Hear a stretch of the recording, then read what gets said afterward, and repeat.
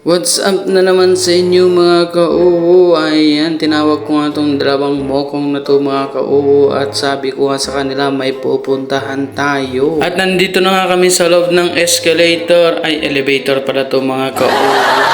Nasalubong nga namin to mga galing sa mga basketball mga ka-uwo. Kami naman ay palabas at pupunta kami sa pag-games ni Pinoy Diskarte TV. Nakipag-usap na nga ako dito sa taxi mga ka-uwo, ang mahal ng kanyang pamasahe, so tayo maghahanap tayo ng iba dahil siyempre sa panahon ngayon mga ka-uwo ay kailangan natin magtipid para naman sa ating sarili. At dito kami ulit nagtanong mga ka-uwo kung magkano ang pamasahe sa papuntang Hamdaniya. So sa Hamdaniya kasi yung pupuntahan natin mga ka-uwo, may kalayuan din yun mga ka-uwo, maybe 1 hour siguro. Ay, naka-English ka na naman uwo. At yun nga mga ka-uwo, siyempre sasakay na tayo dyan dahil nga mura ang pamasahe. So wag na natin patagalin pa ito kasi humahating gabi na. Kasama ko nga yung dalawang mokong na to mga ka-uwo at si Sir Vincent at si Jomar. Ayan, 5 kami dyan. Buti na lang nagkasya kami dyan sa taxi na. Dahil nga magpapalaro si Pinoy Diskarte mga ka-uwo, ayan, siyempre tisin natin mga ilang minuto lang naman makakarating din tayo sa ating pupuntahan. Siyempre yung pupuntahan natin mga ka-uwo, halos ang 30 minutes lang siguro. At andito na nga kami sa main ng accommodation ng Danube mga ka-uwo. Makikita niyo nga yung mga pang-deliver na truck at bus na service nila sa aming company. At dahil walang elevator nga dito sa main accommodation namin mga ka-uwo, ayan, syempre maglalakad tayo. Siya pa ang exercise natin. Nasa second floor lang naman po yung kwarto ni Pinoy Diskarte TV mga ka-uwo. Let's go! Ayan nga, at andito na nga kami sa kanilang area mga ka-uwo. Ayan, papasok na nga tayo dyan mga ka-uwo.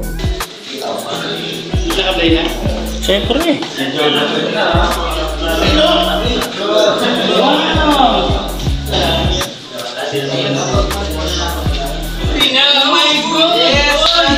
you so much, Sir Aino, Pinoy Diskarte, Toyo at Suka with 10 years!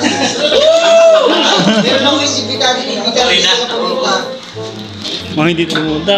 Sorry na.